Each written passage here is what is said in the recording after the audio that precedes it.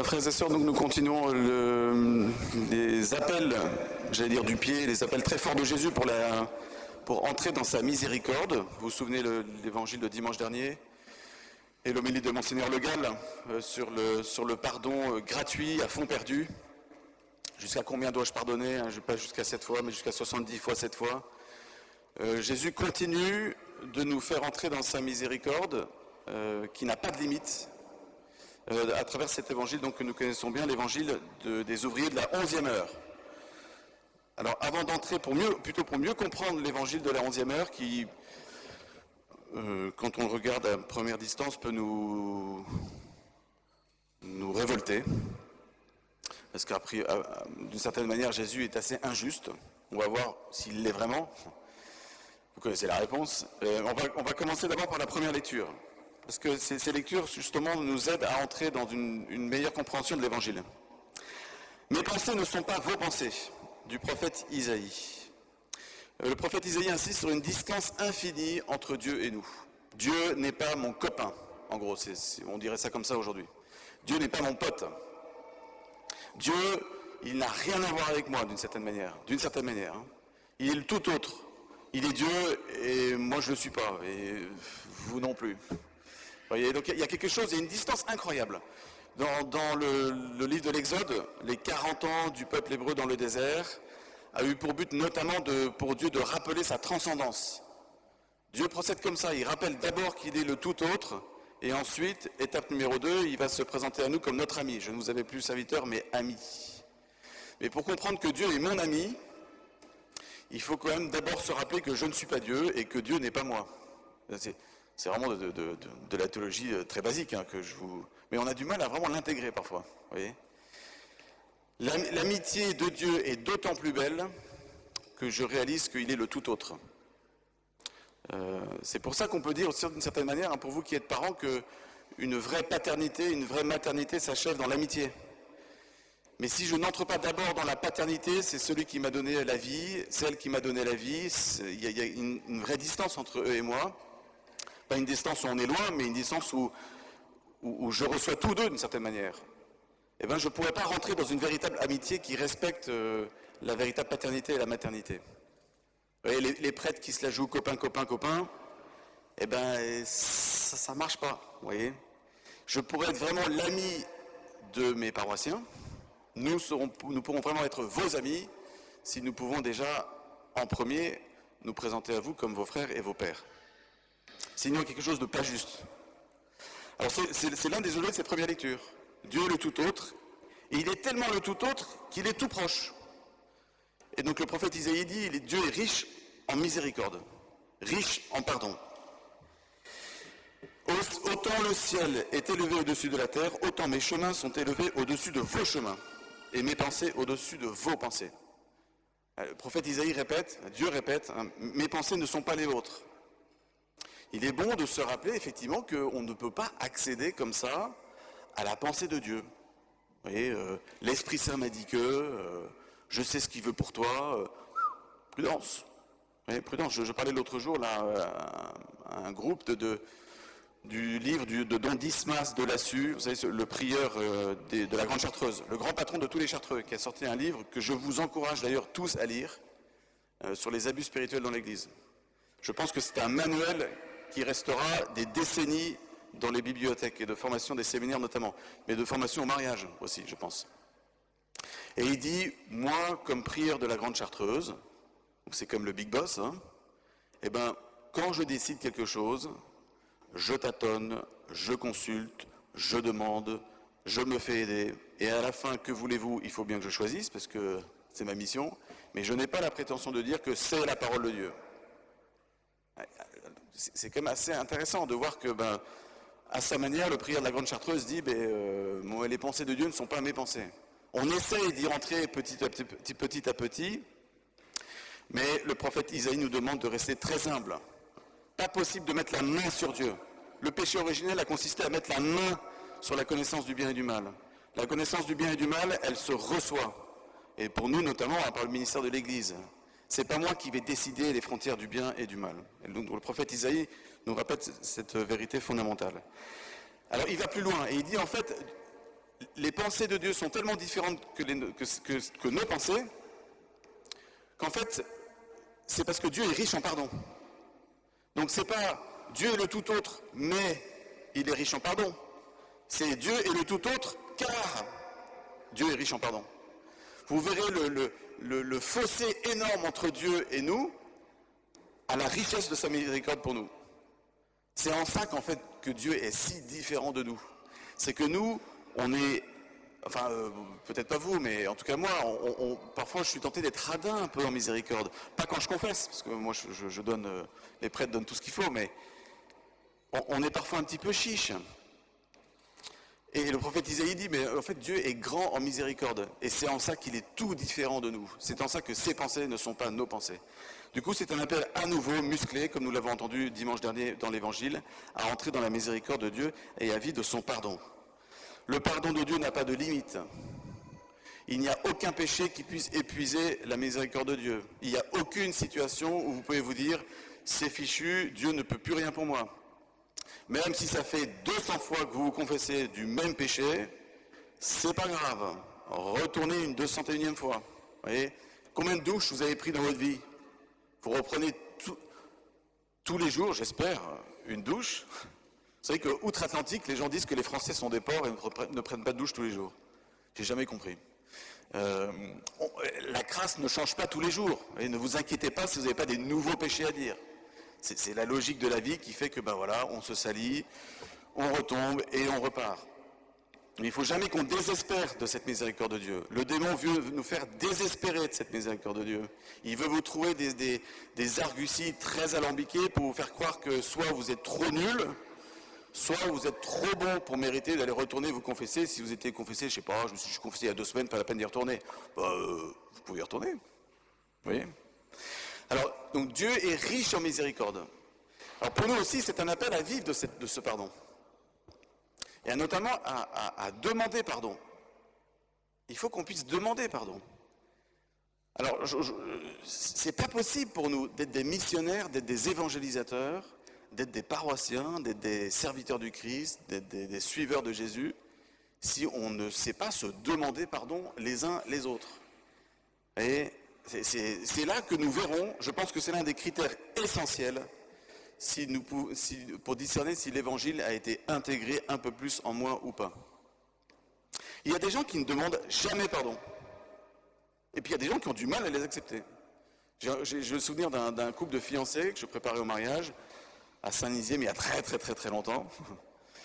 Et lui, il me dit devant sa fiancée, c'était dramatique. Il me dit, vous savez mon père, en fait, moi, je n'ai jamais entendu ma mère me demander pardon, une seule fois dans ma vie.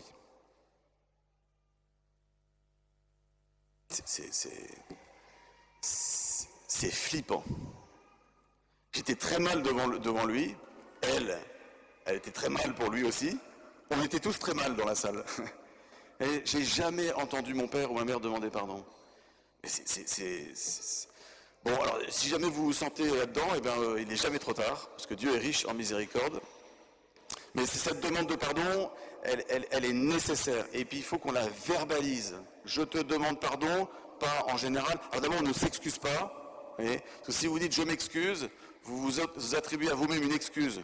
Donc vous êtes en train de dire, il n'y a pas de pardon à demander ni à donner, parce que je suis excusé. Ça ne marche pas. Bon, donc je te demande pardon. Je te demande pardon pour ça. Vous voyez, je t'ai traité de chien crevé, comme dit l'Évangile à un moment. Bon, une expression pas très heureuse. Bon, voilà, quand je t'ai traité de chien crevé, je te demande pardon pour ça. Vous voyez, on demande pardon pour un motif précis. Plus c'est précis, plus c'est clair, plus le pardon vous purifie et vous libère. Des pardons en l'air ne libèrent pas. Vous voyez ? Et puis, si on vous demande pardon et que vous avez du mal à pardonner, au moins accusez réception. Voilà, accusez réception. C'est violent de demander pardon à quelqu'un qui ne vous répond pas. Vous voyez, ouais. J'ai reçu ta demande, c'est difficile pour moi, ça va me donner du temps, mais merci en tout cas pour cette première étape. Vous voyez. Sinon, on plane. Vous voyez, on plane. Si je prétends être missionnaire, serviteur du Christ, et je ne sais pas demander pardon et le recevoir, je suis un mauvais missionnaire. Un père qui ne peut pas demander pardon à ses enfants est un mauvais père. Une mère qui ne sait pas demander pardon pour à ses enfants est une mauvaise mère là-dessus. Pareil pour un curé, pour un prêtre, pour un évêque, pareil. Pour un pape, pareil. Le pape a demandé pardon plusieurs fois pour des boulettes qu'il a faites en tant que pape. Vous voyez ? C'est là qu'on voit sa paternité et son leadership, comme on aime à dire. Enfin, je préfère parler de paternité. Vous voyez, c'est là que justement ces entrailles de père ou vos entrailles de mère peuvent se déverser. Dieu est riche en miséricorde. Du coup, la deuxième lecture nous aide à aller un peu plus avant dans l'Évangile. Saint Paul dit « Pour moi, vivre, c'est le Christ. Et mon but, le but de ma vie, c'est d'être avec le Christ. Je désire partir pour être avec le Christ. » L'obsession de Saint Paul, c'est d'être avec le Christ. Et il dit, bon, si mon travail peut être utile ici-bas, je vais rester, mais mon but, c'est d'être avec le Christ. C'est ça qui nous permet de comprendre l'évangile des ouvriers de la 11e heure.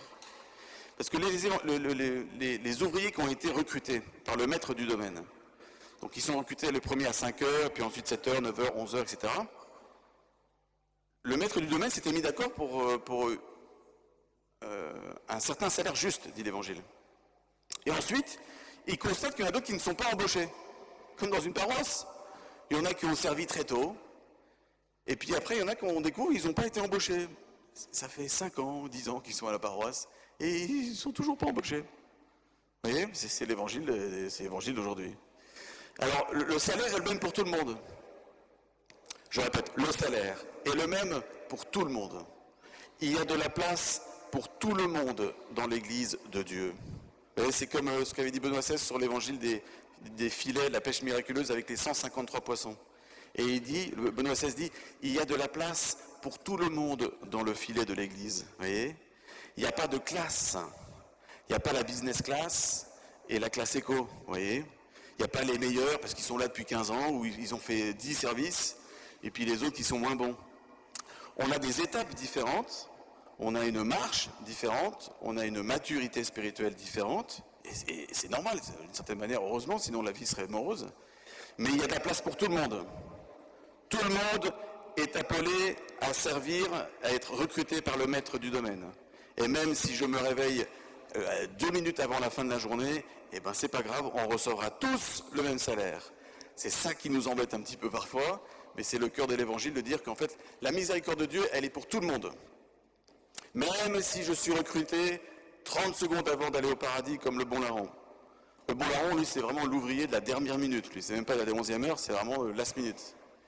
Le bon larron, c'est vraiment l'exemple même de ce que Jésus dit dans cette parabole. Et je pense que ça a dû en agacer plus d'un. On sait déjà que l'autre larron était moyennement heureux de cette affaire.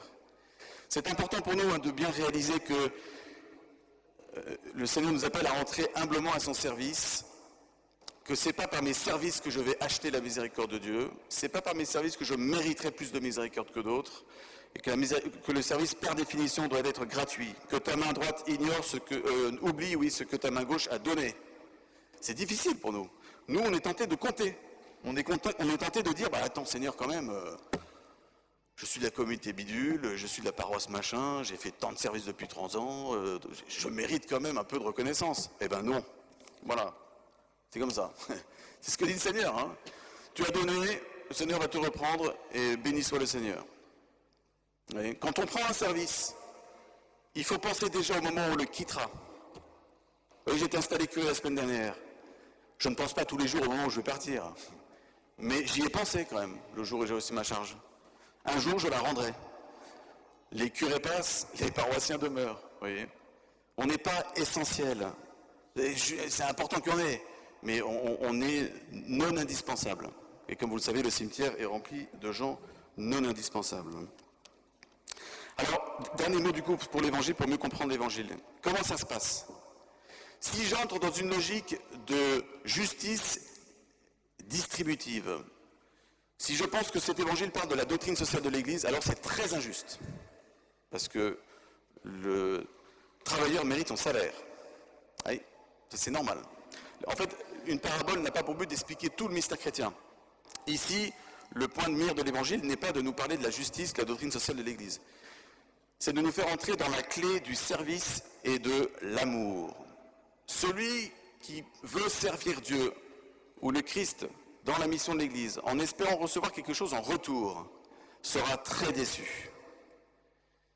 Si je veux servir en méritant des médailles, en méritant d'accumuler des charges, je ne sais pas, je serai très déçu.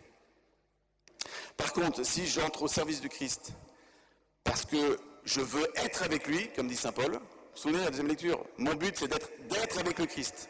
Si je veux être avec lui, alors à ce moment-là, effectivement, j'ai envie d'être recruté à la 5e heure plutôt qu'à la 11e. Vous voyez ?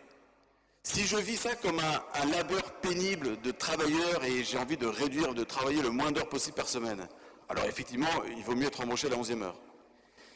Si je veux, pour moi, être avec le Christ et l'aimer, alors effectivement, je préférais être recruté plutôt à la 5e heure qu'à la 11e. En fait, les serviteurs n'ont pas compris que le maître du domaine est un père qui les aime. Ils l'ont pris pour un chef d'entreprise. C'est ce que le fils prodigue pensait de son père. Et il n'avait pas compris, mais tout est à toi et à moi. Et le fils aîné n'avait pas compris non plus. C'est comme si des mariés, pour ceux qui sont mariés entre vous, vous pouvez vous regarder l'un l'autre, puis vous dites, mon chéri, quand je vois tout ce que c'est que le labeur et la sueur du jour et du travail, que d'être marié avec toi, tout compte fait, j'aurais préféré plutôt t'épouser à la 11e heure qu'à la 5e. Si vous pensez ça, il se peut que vous ayez besoin d'être renouvelé dans l'amour pour votre conjoint, vous voyez ? Voilà. C'est ça en fait que les ouvriers n'ont pas compris. Et si je veux être avec le Christ, comme dit saint Paul, alors effectivement je veux être embauché la 10e, la 5e et même la 1re heure. Amen.